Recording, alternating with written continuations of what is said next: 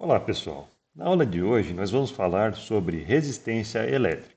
Nós veremos o que é resistência, como prever a corrente em um circuito, o que determina a resistência e vamos falar também sobre a dissipação de calor em resistências. Na aula anterior, nós usamos essa analogia para entender os conceitos de tensão e corrente. Então, nós comparamos a tensão a uma força que impulsiona as cargas elétricas para estabelecer uma corrente elétrica num circuito.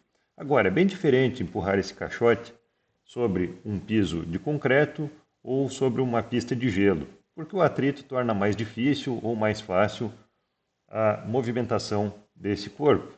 Da mesma forma, em um circuito elétrico, a resistência elétrica é o que determina se vai ser mais fácil produzir uma corrente elétrica ou mais difícil.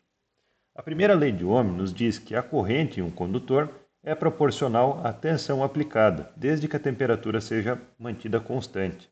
Ou seja, se eu dobrar a tensão que eu aplico a um condutor, dobra a corrente que vai circular no circuito. Essa lei ela pode ser sintetizada por essa equação, que diz que a tensão é igual ao produto da resistência elétrica pela corrente elétrica. A gente pode lembrar dessa equação como URI. U é igual a R vezes I. Então, a resistência é essa constante de proporcionalidade que existe entre a tensão e a corrente. A unidade da resistência elétrica é o ohm, que é simbolizado pela letra grega ômega. Então, 1 ohm é a resistência de um condutor que é percorrido por 1 ampere ao ser submetido a uma tensão de 1 volt. Essa lei de Ohm, a gente pode lembrar dela e lembrar da relação entre essas três grandezas, tensão, corrente e resistência, utilizando esse símbolo aqui, esse truque. Então, por exemplo, se eu quero calcular a resistência, eu vou cobrir aqui nesse símbolo com o meu dedo, vou cobrir a letra I e sobra então U sobre R. Isso quer dizer que a corrente é igual a U sobre R, tensão dividida pela resistência. Isso me diz que a corrente depende da tensão e da resistência do circuito. Quanto maior for a tensão, maior vai ser a corrente que circula no circuito. Agora, quanto maior a resistência, menor vai ser a corrente. Quanto menor a resistência, maior vai ser a corrente. Um exemplo: um aquecedor com resistência de 1 kΩ é alimentado em 100 volts. Calcule a intensidade da corrente no circuito. Então, utilizando aqui o nosso lembrete, a gente quer saber a corrente, a gente vai cobrir então a corrente aqui. Isso nos diz então que a corrente é igual a tensão dividido pela resistência. Aqui a nossa tensão é de 100 volts. Eu aplico uma força de 100 volts sobre o meu circuito e ele tem uma resistência de 1 kΩ. 1 kΩ nós vamos converter para ohms. 1 kΩ é a mesma coisa que 1000 ohms.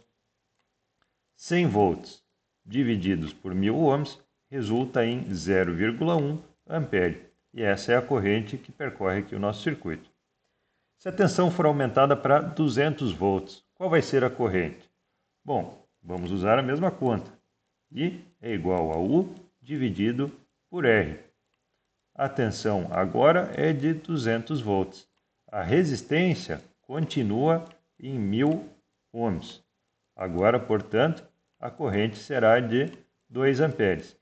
Percebam que nós duplicamos a tensão e com isso a corrente também duplicou. Agora, se eu quero conhecer a tensão a partir de valores de resistência e de corrente, eu vou cobrir o U aqui nesse nosso símbolo. Com isso, sobra R ao lado de I, que a gente interpreta como R vezes I. Tensão é igual a resistência vezes a corrente. Então, a tensão entre os terminais de um dispositivo é proporcional à sua resistência e também à corrente que está percorrendo. Quanto maior for a corrente, maior é a tensão entre os terminais. Quanto maior for a resistência do meu circuito, maior é a tensão que eu preciso aplicar ali para atingir uma determinada corrente, ou seja, para sustentar essa corrente. Outro jeito de pensar também é quanto maior for a resistência, maior vai ser a tensão que vai aparecer entre os terminais de um dispositivo quando ele for percorrido por uma corrente. Um exemplo, um condutor, um cabo, um fio, com resistência de 3 ohms, é percorrido por uma corrente de 15 amperes. Qual é a tensão que vai aparecer entre as extremidades desse cabo? Vamos usar aqui o nosso lembrete, a gente vai cobrir aqui, como a gente quer conhecer a tensão, a gente vai cobrir a letra U, sobra RI. Então, U é igual a R vezes I, resistência vezes a corrente. Então, a resistência são 3 ohms, a corrente são 15 amperes.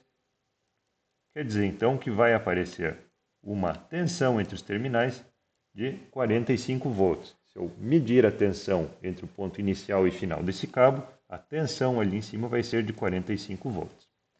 Agora, se eu quiser conhecer a resistência com base na tensão e na corrente, eu vou cobrir aqui a letra R no nosso símbolo, sobra então U sobre I, tensão dividida pela corrente. Isso nos diz que a resistência de um dispositivo é igual à razão entre a tensão entre os seus dois terminais e a corrente que percorre esse dispositivo. Então, se eu tenho uma corrente baixa para uma tensão elevada, eu tenho uma alta resistência. Se eu tenho uma corrente alta para uma tensão baixa, eu tenho uma baixa resistência. Por exemplo, uma lâmpada incandescente é percorrida por 0,5 amperes ao ser alimentada em 220 volts. Qual é a sua resistência? A gente vai cobrir aqui a letra R, com isso a gente chega em U sobre I. Resistência é igual a U dividido por I. Tensão dividido pela corrente. A tensão é 220 volts e a corrente é 0,5 amperes. Portanto, a resistência dessa lâmpada é de 440 ohms. Um segundo exemplo, talvez seja um pouquinho mais desafiador, né? Uma fonte de alimentação tem essa etiqueta que é mostrada ao lado. Que valores de resistência podem ser conectados à sua saída sem causar a sua queima? Então essa aqui é uma especificação que a gente vê bastante em carregador de celular, carregador de notebook, fontes chaveadas, aqueles conversores de corrente alternada para corrente contínua. Então aqui, essa etiqueta ela nos traz algumas informações, como por exemplo, quais são os dados de entrada, né? O que vai aparecer nos terminais de entrada dessa fonte. A gente pode ligar ela em tensões, né, de 100 até 240 volts, que ela vai funcionar bem, em redes de 50 e de 60 Hz de frequência, e a corrente que é esperada, a corrente eficaz que é esperada entrar nessa fonte, é de 0,4 amperes. Corrente eficaz, se vocês ainda não conhecem esse termo, fiquem tranquilos que a gente vai ver isso daqui a algumas aulas. Já na saída dessa fonte, ela produz uma tensão de 12 volts e ela é capaz de fornecer até 1000 mA sem apresentar defeito. Ou seja, 12 volts em 1000 mA é a mesma coisa que essa fonte fornecer 12 watts de potência. Essa etiqueta ela também mostra aqui um outro símbolo que é bastante útil a gente conhecer.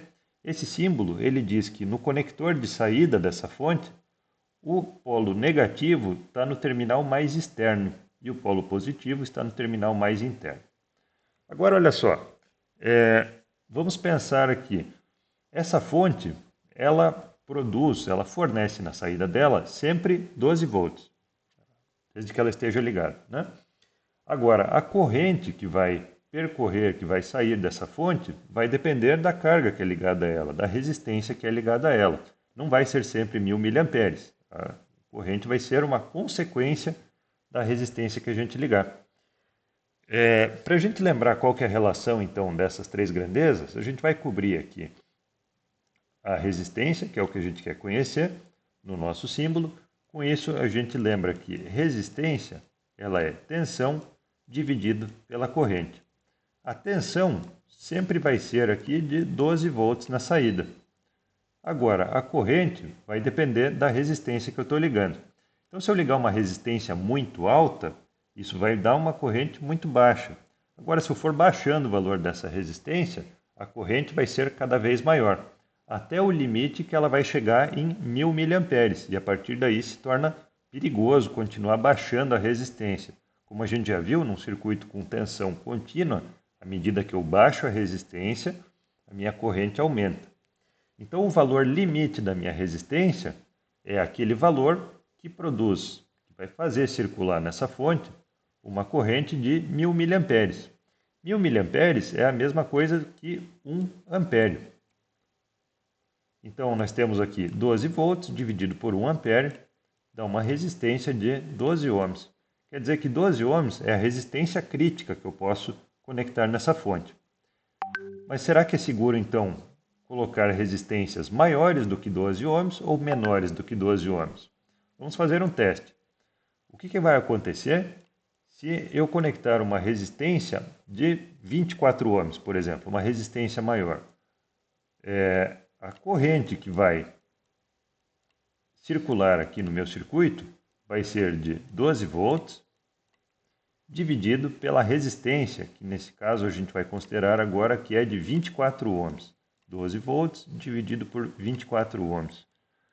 A corrente resultante vai ser 0,5 amperes, ou seja, 500 miliamperes, que é a metade da corrente máxima aqui dessa fonte. Quer dizer que eu posso aumentar o quanto eu quiser o valor dessa resistência. A corrente vai se tornar cada vez menor e essa fonte ela não vai queimar. Agora, se eu colocar uma resistência metade de 12 ohms, ou seja, 6 ohms, conectar essa resistência nessa fonte, a corrente que vai passar aqui, que vai circular nessa fonte, na saída dela, vai ser o dobro da corrente máxima que ela pode suportar. Então, o que é seguro conectar aqui na saída dessa fonte? Resistências de 12 ohms ou mais.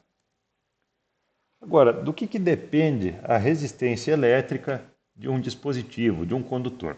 A segunda lei de Ohm nos diz que a resistência ela depende da resistividade do material, do comprimento desse condutor e da área da seção transversal.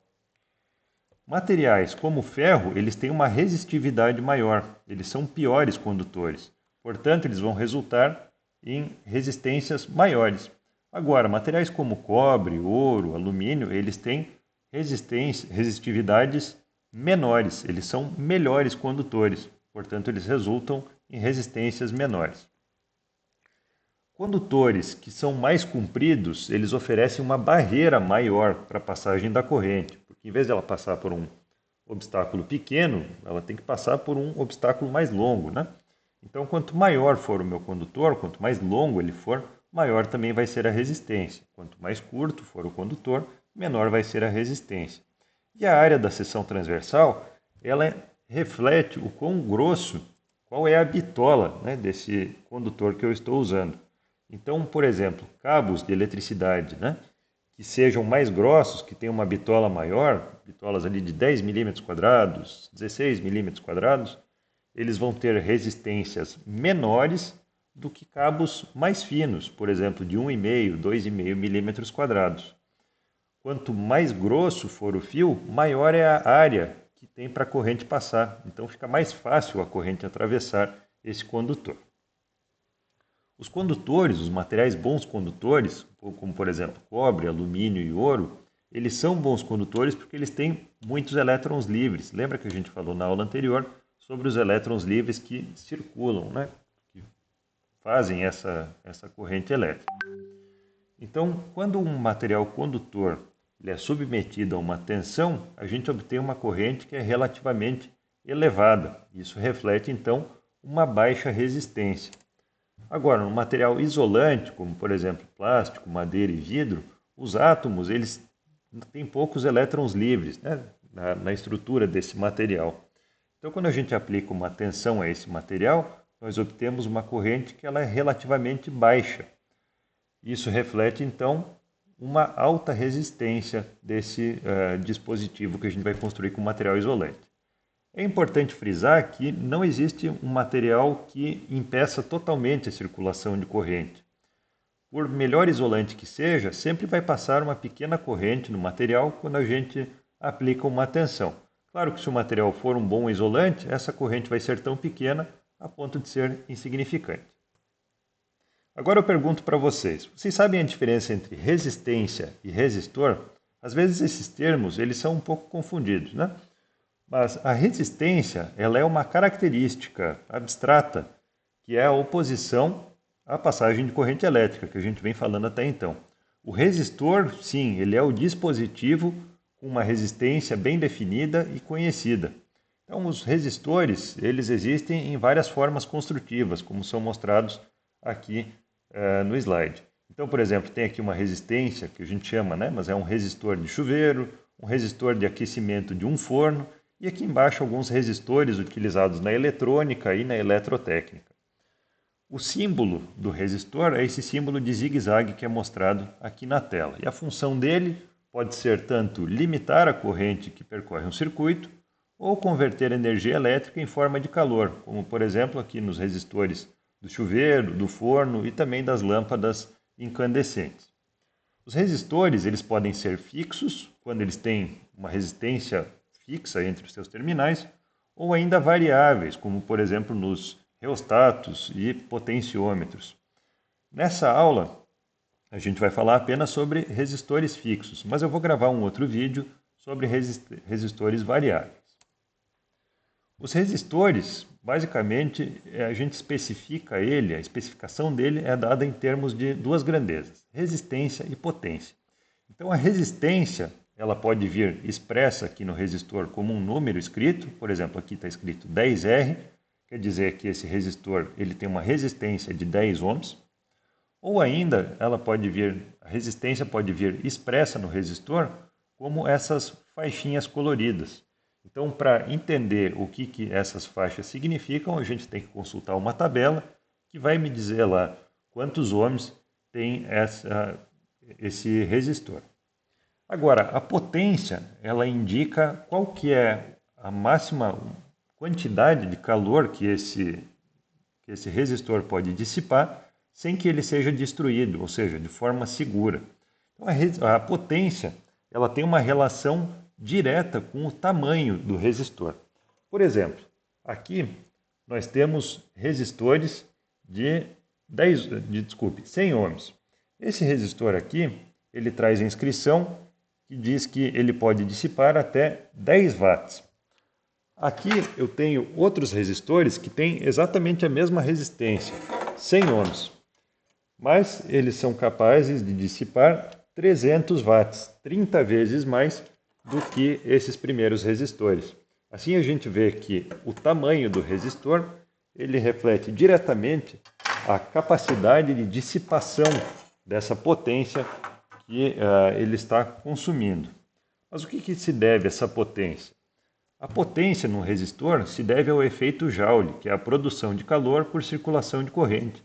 Então, à medida que as cargas circulam pelo material, elas vão dissipando calor, vão produzindo ali uma perda de energia. Como a gente já viu na aula anterior, a potência ela é igual ao produto da tensão pela corrente. E como a gente viu na aula de hoje, em uma resistência, a tensão é igual ao produto da resistência pela corrente. Então, unindo essas duas equações, a gente pode chegar em duas formulações para a potência elétrica.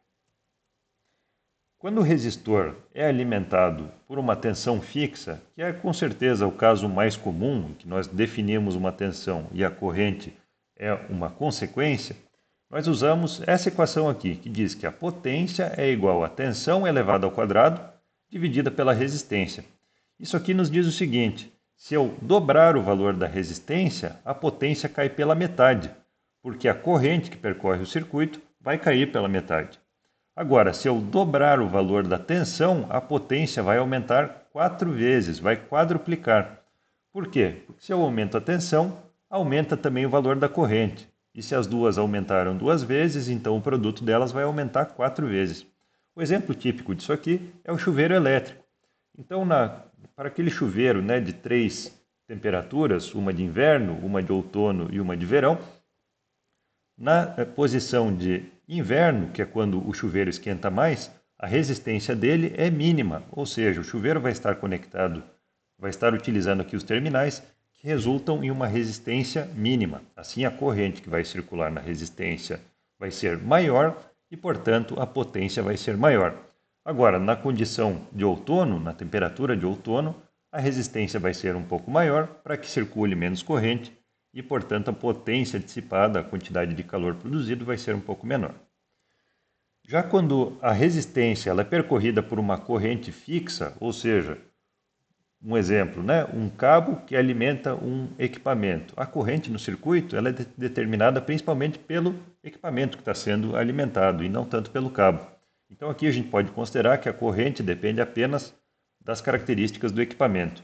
Nesse caso, a gente considera então que a potência é igual a resistência vezes o quadrado da corrente. Nesse caso, olha só, se eu aumento a resistência em 2 vezes, a minha potência também aumenta em 2 vezes. Claro que não precisa ser 2 vezes, né? Se eu aumento em 3 vezes a resistência, a potência também aumenta proporcionalmente, 3 vezes. Se eu aumentar a corrente que circula por ali em 2 vezes, a potência aumenta 4 vezes.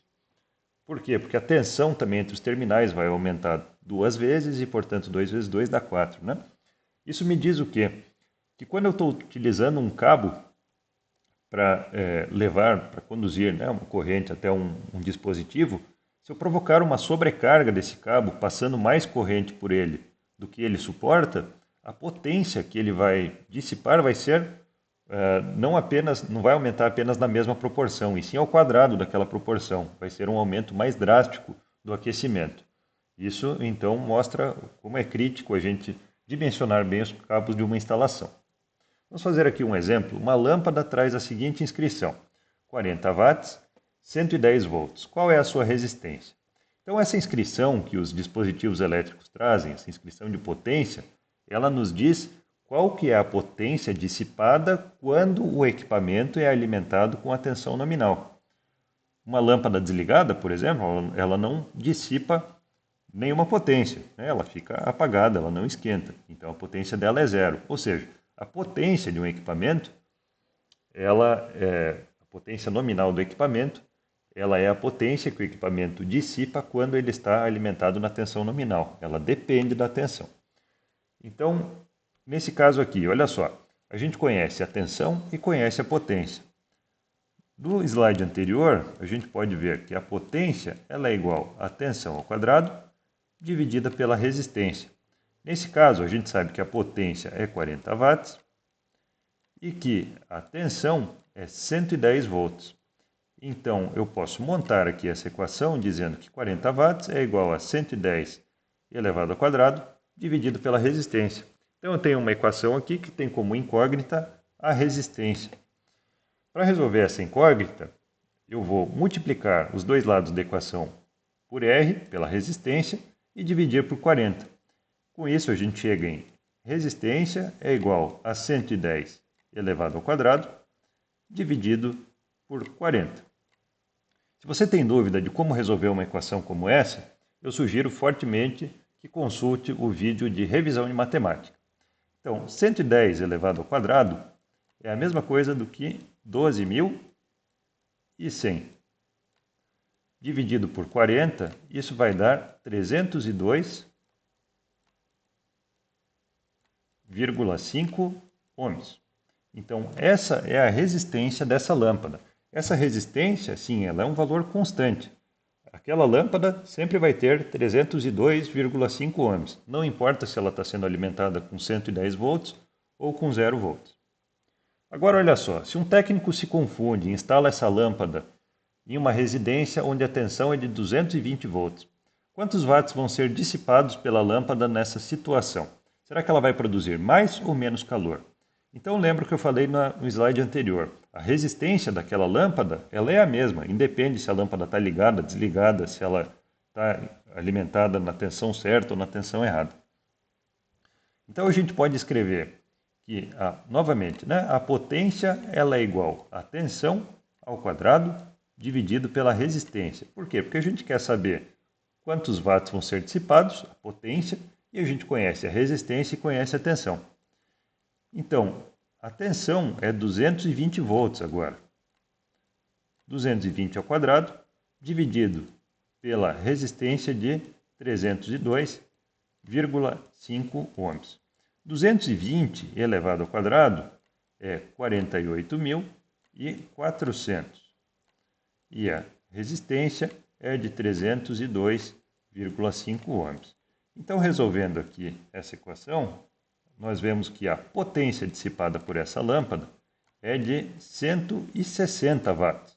No exemplo anterior, a potência da lâmpada era 40 watts, mas é a mesma lâmpada que a gente está usando, né? Então percebam que nós dobramos a tensão aplicada à lâmpada e a potência dissipada sobre ela quadruplicou. Se a potência quadruplicou, ela vai produzir muito mais calor, na verdade muito mais do que ela foi projetada e provavelmente vai queimar essa lâmpada. Agora um último exemplo. Um cabo com resistência de 3 ohms é percorrido por uma corrente de 5 amperes. Nota que o cabo ele tem uma resistência também, né? Por melhor que seja o cabo, ele sempre vai ter uma pequena resistência. Da mesma forma como a gente falou, né? Por melhor que seja o isolante, sempre vai passar uma pequena corrente por ele. Qual é a potência dissipada no cabo nesse caso? Então aqui a gente conhece a resistência e conhece a corrente. Então, a potência ela é igual a resistência vezes a corrente elevada ao quadrado. A resistência é de 3 ohms. A corrente é de 5 amperes. E aqui eu tenho que elevar essa corrente ao quadrado.